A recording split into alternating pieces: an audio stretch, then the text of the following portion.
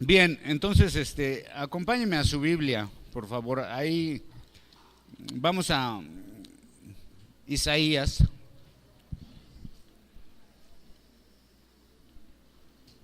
Fíjate que estaba pensando en cómo, ¿cuántos antes de venir a una iglesia cristiana o evangélica, o no tradicional o protestante, como le quieran decir, cuántos antes de eso asistieron a una iglesia católica? ¿Sí? ¿No o no? Yo nomás a las bodas, 15 años, bautizos y todo eso, ¿no? Pero la mayoría sí. Y en alguna manera cuando tenemos una religión y pensamos que a causa de esa religión estamos bien con Dios, porque profesamos una religión, porque asistimos a cierto culto y eso, pero y me recuerda mucho el pueblo de Dios, a los hebreos, a los israelitas, judíos, que durante muchos años estuvieron en esclavitud. Dios los libera de su esclavitud, empieza a hacer grandes prodigios, abre el mar para que pasen, los libera de Egipto con plagas y hace grandes cosas a través de Moisés, ¿verdad? Pero bueno, un plan preparado desde antes, y ellos van viendo los milagros de Dios, los lleva por el desierto, los guía con la columna de fuego y la nube que los tapa de día, y van viendo su gloria, y van viendo muchas cosas. Dios les alimenta, les habla, ven milagros tremendos de Dios, y después de unos días de la liberación ya se están quejando, ¿no?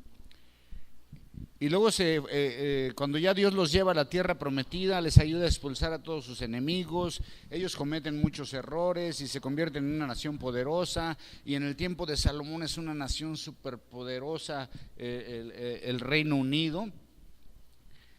Pero aún con todas esas cosas se alejaron de Dios, y lo que era una relación personal con Dios se convirtió en una religión. Se convirtió en algo que nada más hacían por hacer. Es muy triste cuando nuestra relación con Dios se convierte en una religión nada más, aunque pensamos que no tenemos una religión, ¿verdad? Religión realmente quiere decir sistema de creencias, ¿no? Sistema de creencias de una persona. Así es de que una religión puede ser muchas cosas, pero hablando específicamente del cristianismo, ¿cómo llegamos a convertirlo en una religión? Cuando ya hacemos todo por rutina, por ritual o por cumplir con ciertos requisitos de un estilo de vida supuestamente en el cual vivimos. Y no sé si alguna vez usted ha recibido una invitación, ¿sí o no? Una invitación cualquiera. Por lo general las invitaciones son a fiestas, y entonces cuando recibes una invitación a una fiesta, tú debes de tomar la decisión de si vas a asistir a esa fiesta o no vas a asistir a esa fiesta.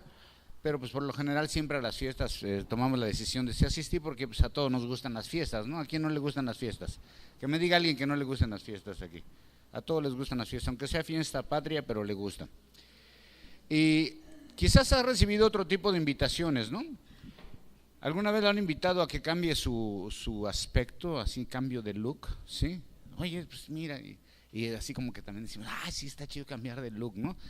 Pero ¿qué pasa cuando hay una invitación a cambiar ciertos hábitos en nuestra vida, a cambiar a nuestro carácter, a tener, hacer cambios en nuestra manera de relacionarnos con Dios o nuestra manera de vivir nuestra, vamos a decirlo entre paréntesis o entre comillas, religión?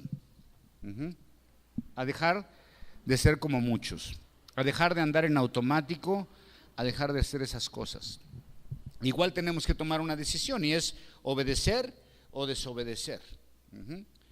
Y muchos pensamos que estamos bien con Dios, como dije al principio, porque hacemos ciertos rituales o cumplimos con ciertas condiciones que nos da ese estatus de poder decir, yo soy cristiano y estoy bien con Dios. O yo soy católico, o yo soy musulmán, o yo soy lo que quieras y estoy bien con Dios. ¿Por qué? Porque cumplo con los requisitos, por lo menos externos, de lo que es ser un creyente. ¡Wow! Ujú. Y podemos decir, estoy bien porque yo me congrego, porque ofrendo, porque sirvo, y eso me hace sentir que estoy bien con Dios. Entonces vamos a entrar así a dar un vistazo rapidísimo al primer capítulo de Isaías, en donde el profeta comienza su mensaje con una reprensión al pueblo de Dios, quienes pensaban que estaban muy bien con Dios, porque cumplían con un ritualismo, porque tenían una religión externa, pero Dios habla por medio del profeta para invitarlos a hacer cambios en sus vidas, en su relación con Él. Es increíble, pero el pueblo de Israel había caído ya en un bache espiritual tremendo, muy grande, así que Dios envía a un profeta a hablar con ellos para darles un mensaje que debía abrir sus ojos. Y cuando empecé esto era algo que ya traía en mi corazón de hace varias semanas atrás, pero cada que lo empezaba decía, wow, no, esto está pero pesadísimo. Y bueno, pues créeme que me hizo pedazos esto a mí, ¿eh? O sea, cuando yo lo estaba haciendo, era una cosa impresionante lo que estaba sintiendo. Y quiero que lo tomes como un mensaje de Dios, no es un mensaje mío, es palabra de Dios. Isaías capítulo 1, vamos a empezar del verso 2 en adelante. El verso 1 solamente nos da la información de quién es Isaías, quién es su papá, en qué tiempo ministró, durante qué reyes estuvo trabajando y dónde está ministrando. Está ministrando en Judá, en Jerusalén, ¿no? A la tribu de Judá, obviamente. Dice, oíd cielos y escucha tu tierra, porque habla Jehová. Crié hijos y los engrandecí, y ellos se rebelaron contra mí.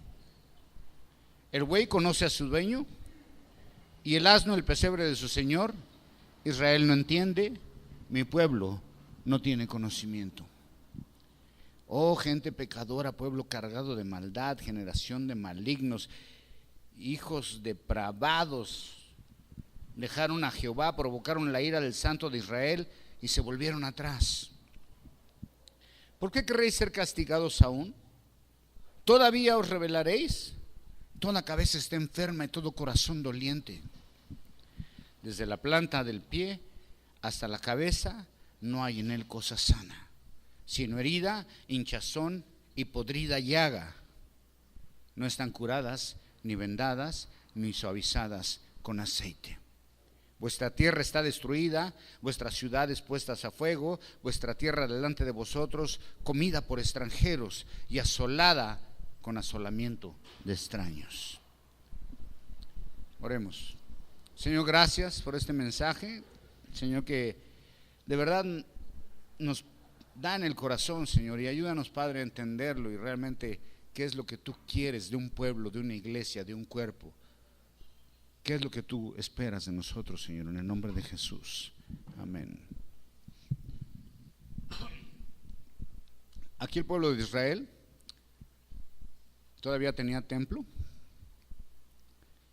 seguían haciendo sacrificios, seguían llevando holocausto, seguían celebrando sus fiestas solemnes, seguían celebrando Pascua, tabernáculos, todo. ¿Okay? Pero sin embargo Dios les dice, perversos, malignos, pecadores, les dice un chorro de cosas, ¿no? Pero empieza hablando el profeta, dice, escuchad porque habla ¿quién? Jehová. Ese es el punto. ¿Quién está hablando? Dios. Isaías comienza su llamado al cielo y a la tierra. Es un mensaje que viene del cielo y va a la tierra y viene de Dios. Asegura que el mensaje proviene de Dios. ¿Okay? No es de su cosecha ni de su imaginación, es auténtica palabra de Dios. Así que cada que escuchamos un mensaje que proviene de la Biblia, podemos estar seguros que es un mensaje de Dios para nosotros. Y el mensaje debe de provenir de la palabra de Dios, que es la Biblia. No debe de venir ni de un correo electrónico, ni de internet, ni debe de venir de ninguna otra fuente. Cuando es un mensaje de Dios, debe de venir de la palabra de Dios, que es la Biblia. ¿Okay? Así que ahora asegura Isaías que Dios está hablando a su corazón y que Él está revelando el pensamiento, y el sentimiento de Dios a su pueblo. Porque era muy diferente lo que sentía el pueblo acerca de Dios a lo que Dios estaba sintiendo de ellos. Y lo primero que le dice Dios es: ustedes están en rebelión contra mí. Y era el pueblo de Dios, exclusivos de Dios, donde estaba el templo de Dios, donde estaba el arca del pacto, ¿okay? Donde había un sacerdocio. El punto es que el pueblo está en rebeldía en contra de Dios, aunque ellos sentían ser pueblo de Dios. Esto es dirigido a los de Judá, ¿okay? En Jerusalén. Dios está hablando a ellos, ¿okay? No tiene nada que ver con la vida real. Los personajes han sido cambiados y los nombres para no agraviar a nadie. Dios tiene un reclamo y comienza diciendo todo lo que había hecho por ellos.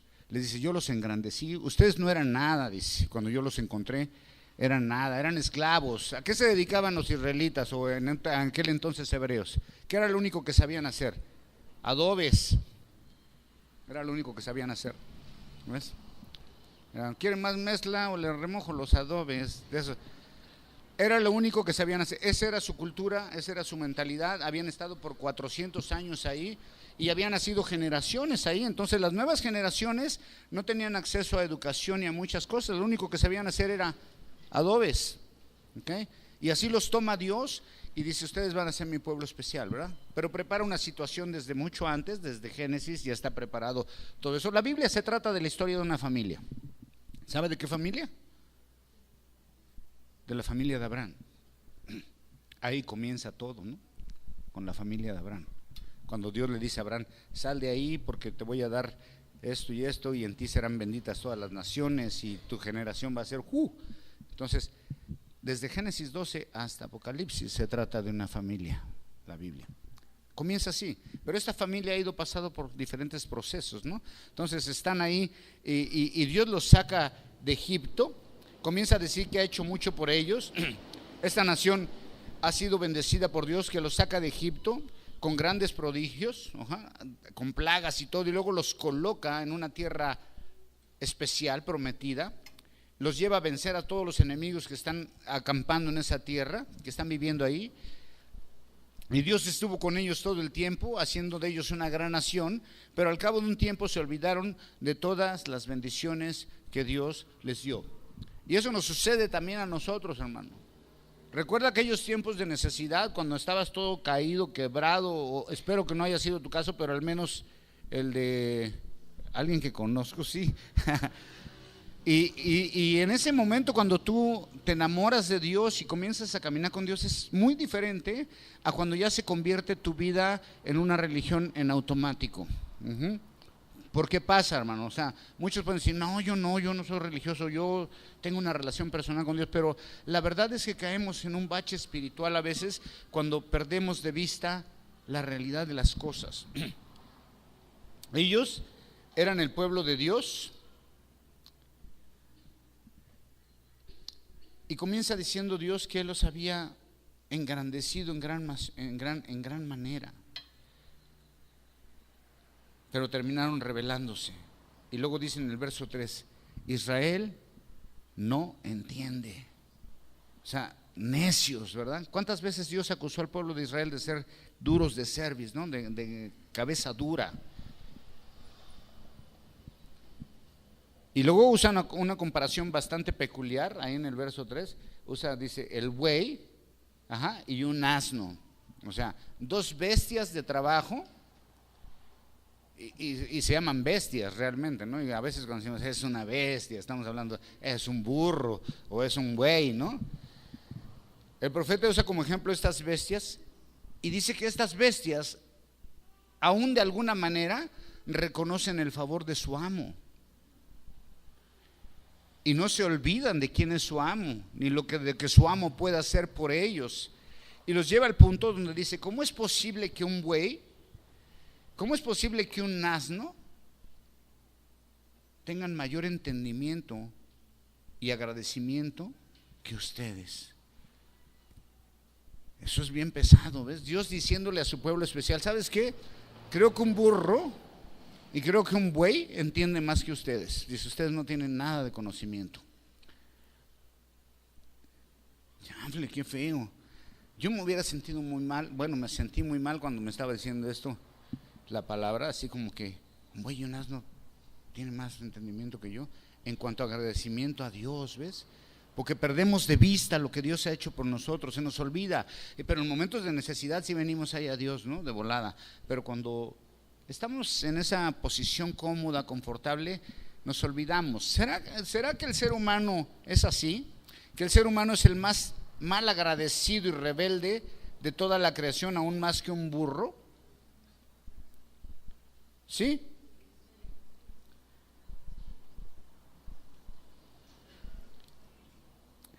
Todos hemos sido malagradecidos en algún momento. Y cuando nos volvemos en malagradecidos, ¿sabe por qué es? Es por cuestión de orgullo.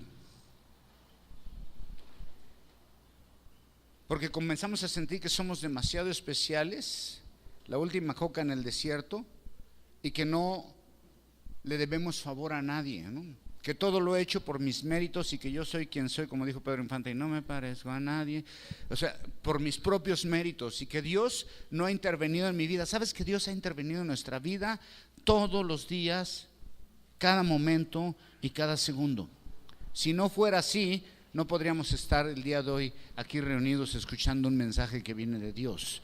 Y podrías estar a lo mejor en un lugar que te pareciera más chido, más cómodo y más divertido. En el verso 4 Dios les comienza a decir: gente pecadora. Los reproches del profeta son muy fuertes y van desde gente pecadora, pueblo cargado de maldad, malignos, depravados. Y lo más increíble es que, como te digo, está hablando del pueblo de Dios, de aquellos que habían visto los milagros de Dios, la mano de Dios, de aquellos que tenían un templo y de aquellos que tenían un sacerdocio, y se lo está hablando a los de Judá en Jerusalén. Y estos todavía ofrecían sacrificios, holocaustos, incienso, guardaban sus días de fiesta, días solemnes, y Dios le dice: generación pecadora, maligna, perversos. Se parece al Watch and Wear cuando le reclamaba al mostachón, ¿no? Perverso, maligno. Y luego el punto es: mi pueblo no tiene conocimiento. Mi pueblo no tiene conocimiento. Ese era el punto, ¿ves? ¿Qué faltaba al pueblo de Dios? Un verdadero conocimiento. Lo único que tenían, en lo que se había convertido el conocimiento de Dios, es decir, entendimiento. El entendimiento de Dios se había convertido en una religión ritualista, pero sin conciencia. Cuando trabajamos en automático en la supuesta adoración de Dios, cuando trabajamos en automático en nuestra relación con Dios, eso pasa cuando no hay conocimiento, cuando no hay entendimiento. Y el entendimiento solamente viene a través de las Escrituras. Pero aquí ya solo había una religión conformista, y hasta aquí llegaba su relación con Dios en cumplir con un ritual. Es decir, como antes íbamos a misa. Y ahora es como venir a la iglesia los domingos, a alabar, que por cierto de repente estamos bastante apáticos mientras estamos alabando, ofrendar, y en todo lo que hacemos para Dios se convirtió en un ritual, en parte de algo que tenemos que hacer los domingos, pero sin conciencia, sin conocimiento. Y es como una terapia para nosotros ya. Porque si no vengo el domingo a la iglesia, puede ser que algunos todavía nos alcancemos a sentir un poco mal porque no cumplimos con ciertos rituales. Otros ni les importan, ¿no? Y otros que venimos, a veces caemos en ese sentido de hacerlo todo en automático, sin conciencia de lo que estamos haciendo. ¿Cuánto pueblo de Dios y cuánta iglesia hay sin conocimiento, solo con una religión, y solamente somos cumplidores de rituales? Nos convertimos en cristianos ritualistas. Después de todos esos calificativos que Dios le da al pueblo de Dios, que no son muy bonitos, y ellos se sentían el pueblo de Dios, o sea, escogidísimos de Dios, ¿no? Así como nosotros somos los más chidos de este planeta porque somos el pueblo de Dios. Pero el profeta dice: lo único que provocan con su religión, con su ritualismo, con su falta de entendimiento de las cosas de Dios, es que, dice, la ira de Dios. Wow, o sea que eso es lo que provoca una religión sin conocimiento, ¿ves? Provoca la ira de Dios, ¿ok? Es decir, una vida sin entendimiento y sin un verdadero compromiso con Dios, una vida que solamente cumple con rituales para que parezca que sí soy. Y provocamos el enojo de Dios cuando nos alejamos de Él en el corazón y solo tenemos una apariencia exterior y un cristianismo externo.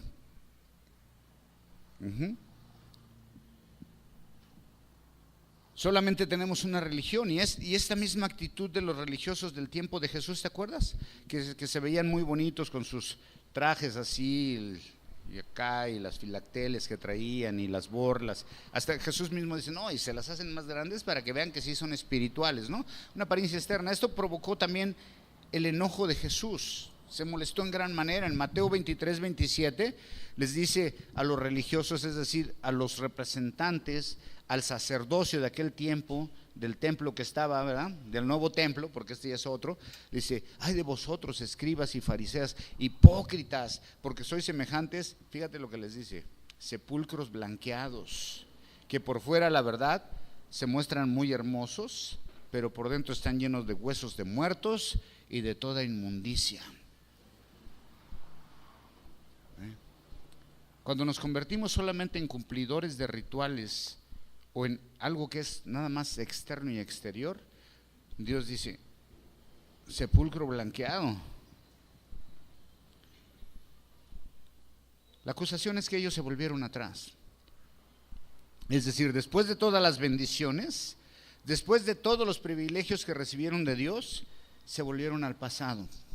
Empezaron a desviarse a la idolatría, a la tolerancia religiosa. Empezaron a tener una mezcla de cultos y religiones bien toleradas por el pueblo de Dios. ¿Ves?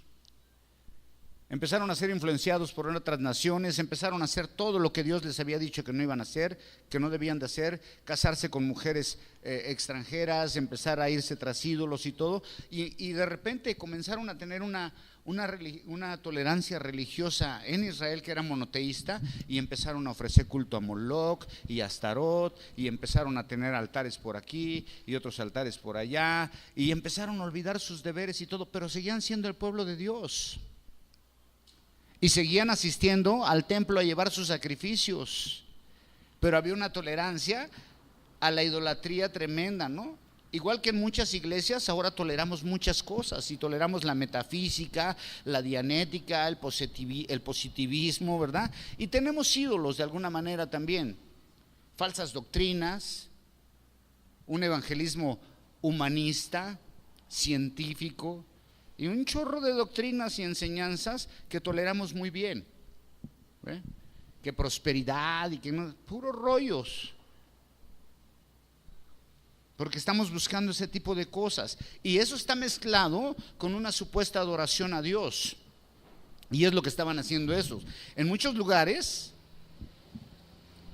hay combinación con la adoración a Jehová, y en combinación con la adoración a Jehová se andan buscando fórmulas mágicas para la felicidad, la abundancia y nuevas doctrinas y nuevas interpretaciones de la Biblia.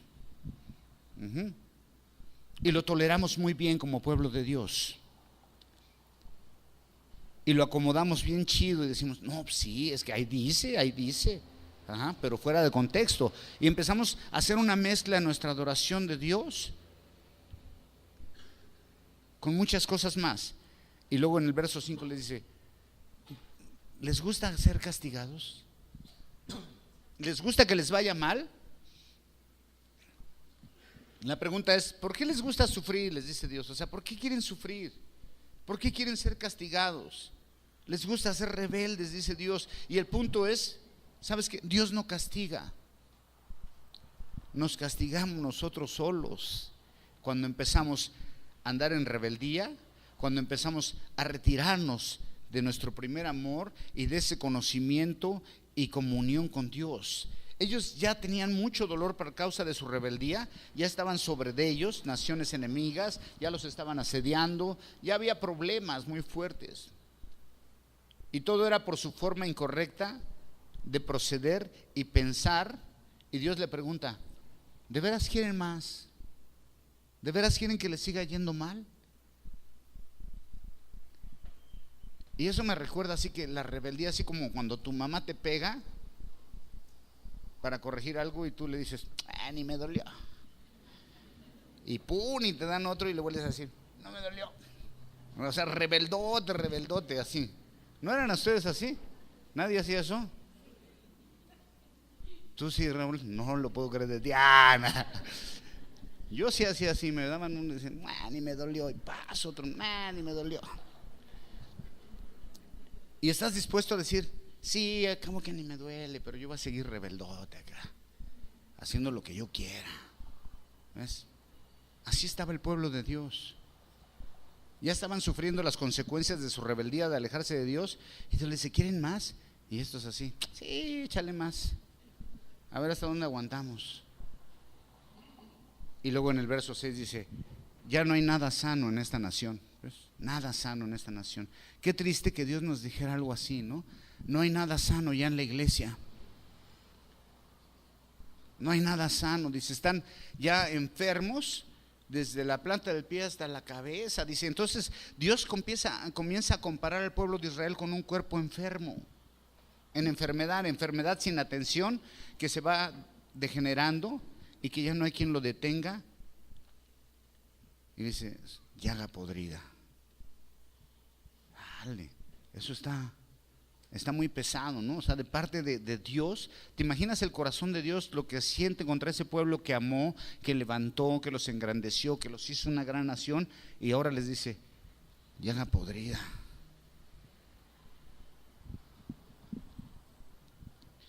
Eso es en cuanto a la condición espiritual de Israel. Pero el verso 7 y los que siguen les dice que sus ciudades están destruidas y están hechas pedazos, porque ahora pasa a su condición económica también.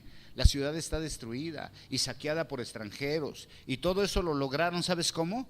Apartándose de Dios, permitiendo la mezcla de cultos, la tolerancia religiosa, la influencia de otras naciones, y comenzaron a olvidarse de su Dios. Y vamos a leer, acompáñame ahora, del 11 al 15.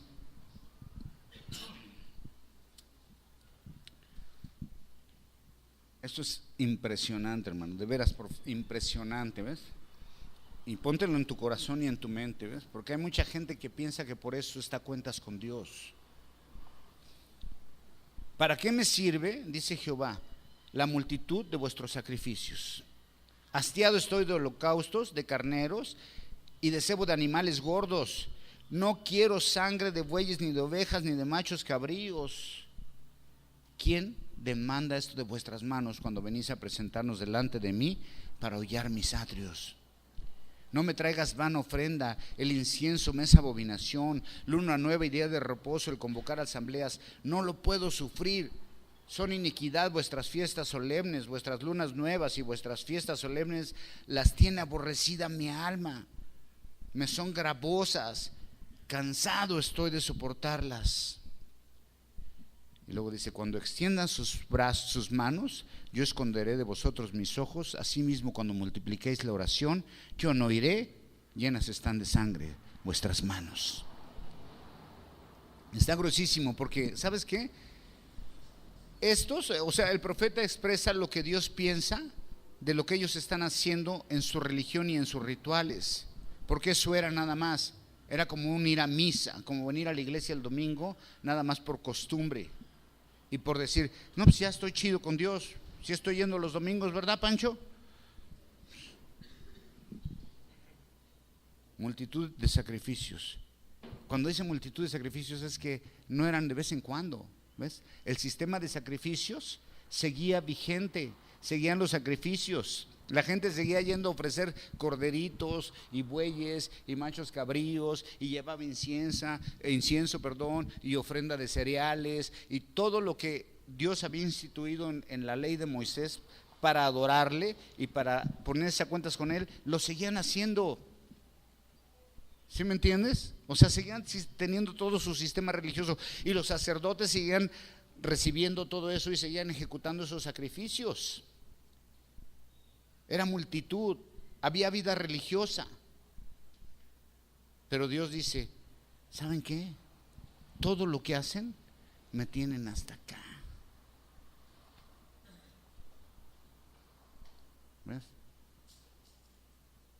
Y es como si Dios nos estuviera diciendo, ¿sabes qué? Todo eso que tocan ahí, y todos los que están ahí aplaudiendo, me tienen hasta acá. Wow, qué tremendo, es muy fuerte esto, ¿ves?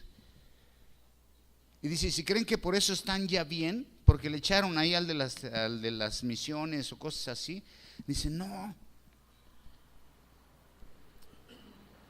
Dice, estoy harto de su religión, de que crean que por eso están bien conmigo, de su falta de conocimiento, de entendimiento, de su mala actitud, de su actuación. Eso les está diciendo. No a nosotros, al pueblo de Dios. Y luego les dice, ¿quién demanda eso de ustedes? ¿No? Y obviamente la respuesta es conocida. ¿Quién pidió todo eso? Pues el mismo Dios ordenó todos estos sacrificios en la ley de Dios. Pero realmente lo que Dios está diciendo es, ¿ustedes creen que solo por cumplir con rituales, por cumplir con una rutina, están cerca de mí en verdad? ¿Creen que por solo venir y ofrecer algo de manera externa, estamos a cuentas con Dios? Era como si Dios decía, ustedes ni la burla perdonan, o sea.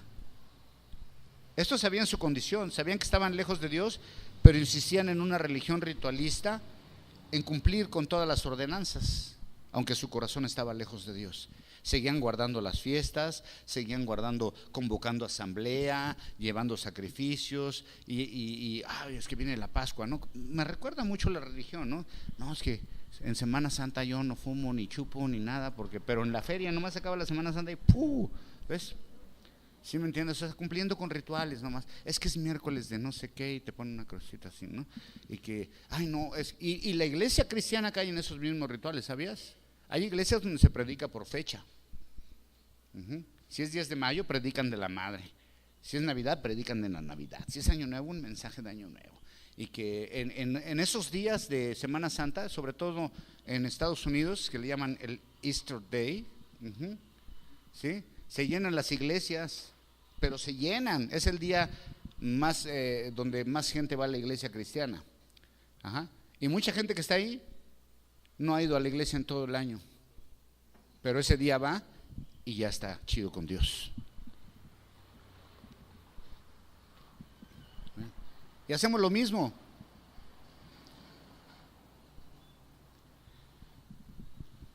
Lo seguimos haciendo mucho. Somos cumplidores de rituales. Alabamos, aplaudimos, ofrendamos, servimos, pero todo en automático.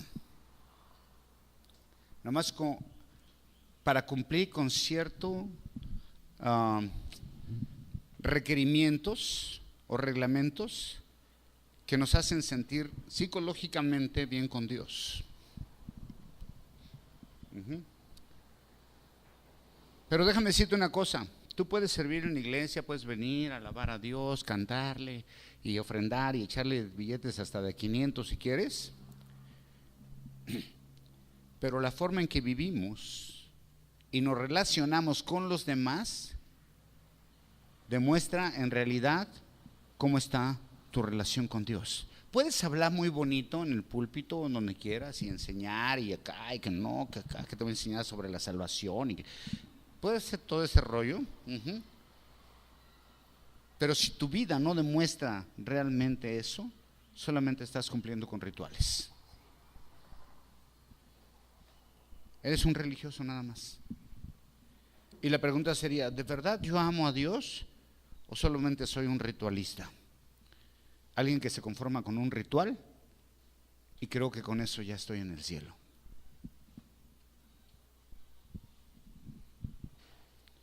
Y luego les dice en el verso 13 y 14, ¿qué le dice Dios? No me traigas más vana ofrenda. Dice, me es abominación. ¿Qué está diciendo Dios? No me traigas más, porque todo eso que tú crees que me agrada, no me está agradando para nada. Me sacan de onda. ¿Sabes por qué? Porque lo hacen sin conocimiento, porque no lo hacen de corazón, solamente lo hacen en una forma externa. Dice, ya no lo hagan, de verdad, dice Dios, me molesta. En otra parte dice, en Apocalipsis, dice a la iglesia, ¿qué le dice? Ojalá fueras frío o caliente, porque los tibiecitos me sacan más de onda. Es decir, si no quieres nada, bien, nada. Y si quieres todo, órale, todo. Pero tibiecito, no vengas. Qué grueso. ¿Sabe por qué? No sé si sabe que el estado de cohesión, cuando tú un alimento no llegas a que hierva y nada más lo dejas tibio, se echa a perder.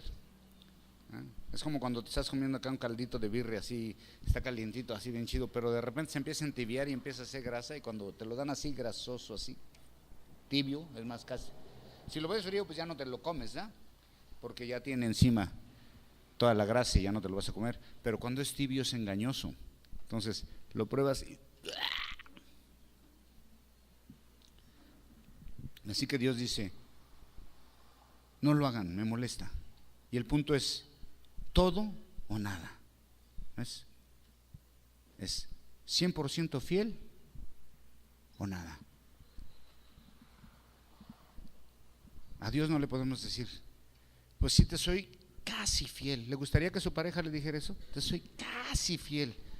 O sea, como 90%. Todavía salgo con otro tipo que me gusta, pero te amo. ¿Le creerías? ¿Le creerías? ¿Te gustaría que te dijera eso a tu pareja? Te soy casi fiel. Todavía tengo por acá otras onditas, pero no pasa nada, nomás son amigos acá. ¿Sí? ¿Le gustaría? Dice, no lo hagas, me molesta. Si quieres estar conmigo, bien. Si no, pues llégale. Eso le dijo al pueblo de Dios, eso les está diciendo, de verdad. Ve, y luego dice, me son gravosos. Es increíble. Lo que ellos pensaban que le agradaba a Dios o que los ponía a cuentas con Él, Dios le dice, para nada. La verdad, me molesta mucho lo que están haciendo, no lo tolero. Wow, qué tremendo. Y luego en el verso 15 les dice, y cuando vienen aquí a los atrios con sus carneros y con sus ofrendas y sus inciensos, ¿qué dice? Y cuando están levantando las manos acá, dice, ni los voy a ver, ni los voy a oír. O sea, dice Dios, no los pelo. Así es de que cuando estamos en esa situación ritualista y religiosa y venimos y alabamos nada más por alabar así, y levantamos las manos, Dios está así. No oye. No oye. Y Dios dice, ¿a quién le estás ofreciendo eso? Porque yo no te estoy oyendo. Es como decir, cuando estén aquí alabando y orando, pues malas noticias. Si tú eres un religioso nada más cumplir rituales, no te oigo. Te estoy ignorando. Estás perdiendo tu tiempo. Y bueno, de toda esta reprensión diríamos, chable, estamos perdidos. Dios no quiere nada más con nosotros, pero no. Dios en su infinita misericordia y en su infinito amor y en su infinito carácter benigno, dice, ahí les va la solución. Dice, ya sé que todo lo que les dije está bien pesado, pero es la neta, así me siento. Pero ahí les va la solución. Dice, a ver, carnales, apunten por favor. Si hacen esto, todo va a ser diferente. Y les dice en el 16 y 17, límpiense, purifíquense, quiten sus maldades de mi vista, dejen de hacer el mal, aprendan a hacer el bien, sean honestos con los demás, ayuden al oprimido, hagan valer los derechos del huérfano, y defiendan a las viudas. Wow. Dios dice, no todo está perdido, ¿ok? Con Dios hay chance todo el tiempo porque es lleno de misericordia. O sea, no es como nosotros, ¿no? Algunas veces he escuchado, que te perdone Dios porque yo no. Pues claro, claro que tú no vas a perdonar, pero Dios ya me perdonó. Y luego dice, límpiense, ¿y qué? Y purifíquense. Dice, ¿los voy a limpiar y los voy a purificar? No, límpiense y purifíquense. ¿Qué quiere decir eso? Les pide que dejen de hacer el mal. Pide un cambio profundo. Dejen de hacer el mal. Límpiense y purifíquense. Y esto es algo, purifíquense. Esto es algo que ellos debían hacer por cuenta propia. No es que Dios les fuera a cambiar el pañal, porque muchas veces eso queremos, ¿no? Que Dios nos cambie el pañal. Y habemos hermanos muy inmaduros y chillones que también queremos que nos anden cambiando el pañal. Y ya no estamos para que nos cambien el pañal. ¿Cuántos tienen más de 3 años aquí en Cristo? ¿Sí? Ok, ya ninguno de ustedes está para que le cambien el pañal, ¿ok?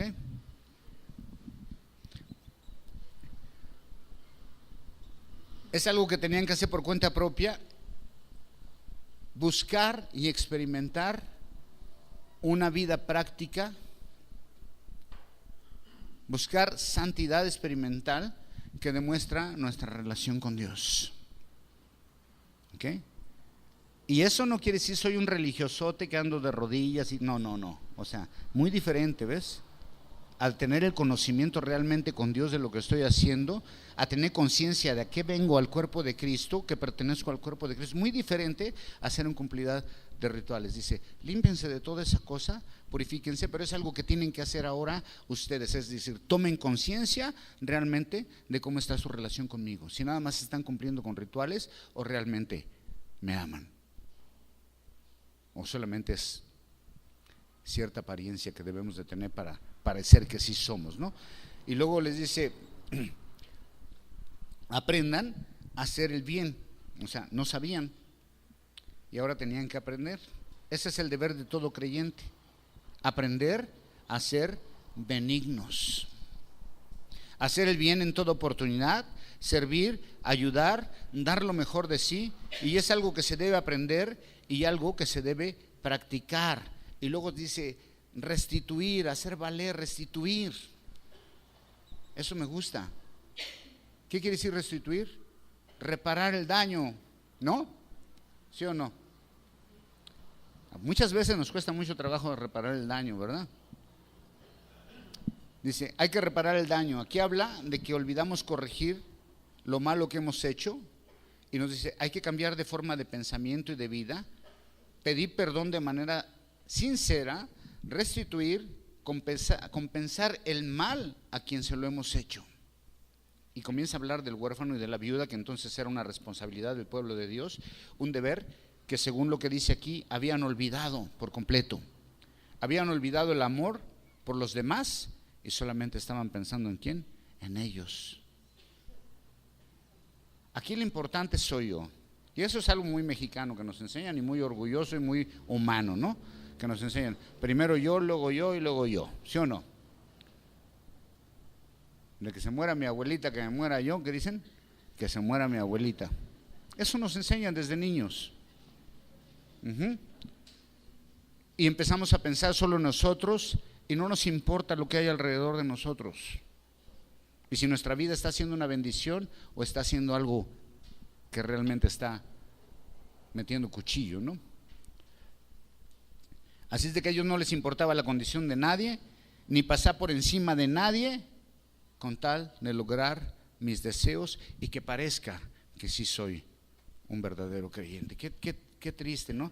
Y dice, dejen de pensar en ustedes como la última coca del estadio, ¿ok? Hagan lo bueno y demuéstrenlo en la forma en que sirven a los demás, demuéstrenlo cómo ayudan en donde hay necesidad, demuéstrenlo, poniéndose en lugar secundario. Dice, no me vengan con su religión, con sus rituales, porque yo quiero una vida práctica, llena de buenas obras. Una vida que glorifica mi nombre y no solo de labios. Y dice, una vez que hayan hecho, dice en el verso 18, una vez que hayan hecho eso, ¿qué les dice? Una vez que ya se purificaron, se limpiaron y se empezaron a entender de los demás y se dieron cuenta que solamente estaban en una religión, dice, ya que hicieron todo eso, mientras no me traigan sacrificios ni ofrendan nada, hagan lo que yo les digo. Y una vez que lo hayan hecho, dice, entonces vengan. Una vez que hayan hecho los ajustes que yo les estoy pidiendo, entonces vengan con una nueva mente, una nueva actitud, y dice, entonces vamos a entrar a cuentas tú y yo. Mientras no podemos, ni te conozco. Y luego dice, pero ahí te va, y aunque tú hayas sido el peor de los pecadores, todos tus pecados, todo lo que manchaba tu vida, todo lo que estorbaba entre nosotros dos, todo lo que me era molesto y todo lo que me era abominación, quedarán lavados. Dice, aunque fueran rojos como la grana, quedarán ¿qué? Blancos como la lana. Y es un gran cambio de rojo a blanco. Trata de cubrir una pared pintada de rojo con pintura blanca. ¿Cuántas manos le tienes que dar? Como 500. ¿Ok? Y Dios dice, así nada más. ¿Ves? Pero ¿qué necesito? Que hagas los cambios, que hagas los ajustes. Y entonces vienes, y cuando vengas, te voy a volver a decir tu precio, y te voy a reprochar, y te voy a decir, no te perdono. No, Dios dice, nada más haz eso, y mira, para mí eres transparente, inocente, limpio como la lana. Wow, no puedo creer esto. La fórmula: aprendan a hacer lo bueno, es decir, arrepiéntanse de sus caminos, de su religión. Y si no hay esos cambios, pues entonces no habrá cuentas con Dios. Dios exige arrepentimiento, entonces hay perdón, hay restauración y vuelve a haber esa comunión íntima con Dios que se había convertido solamente en una religión, en una costumbre de vida. Qué tremendo cuando la relación con Dios se convierte en una costumbre de vida. O cuando vienes a la de abuelita, ¿ves?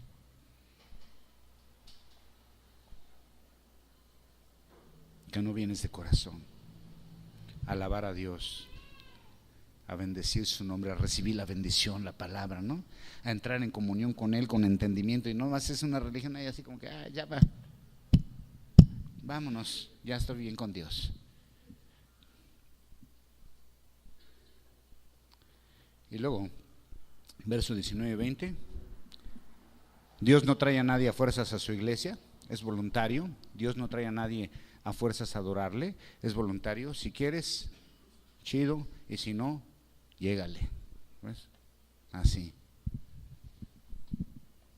Dios dice, me encanta que me adoren, para eso los hice, para que me adoren.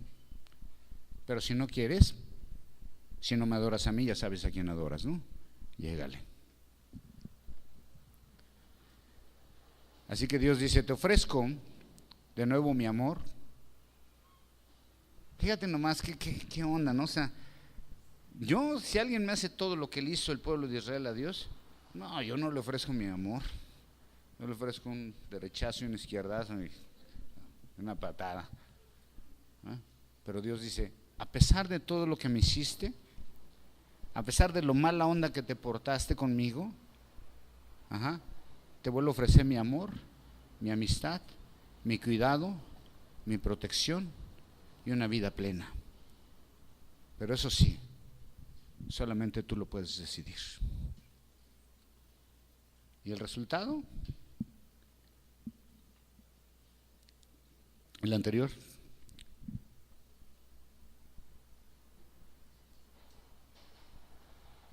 Como la blanca, la lana, el que sigue, perdón.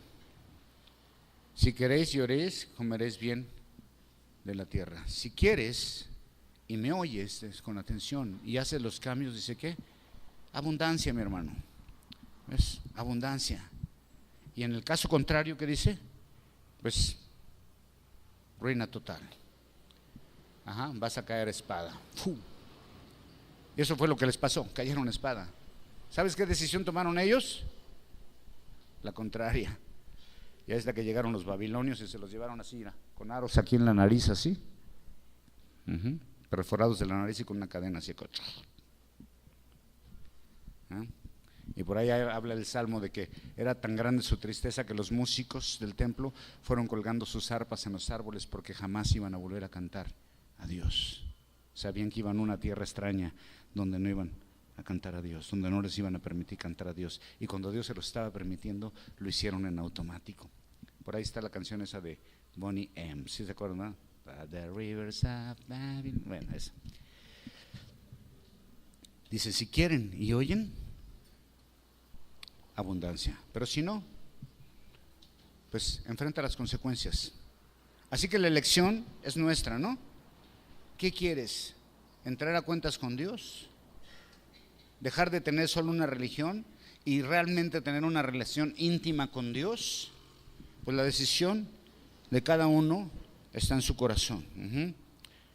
Una vez te digo, una vez más, Dios quiere una relación íntima con cada uno de nosotros. Y la invitación, aquí está. Están los términos y las condiciones. Y nada más dice, ¿los aceptas o los rechazas? Es tu decisión. Ponte de pie, vamos a orar.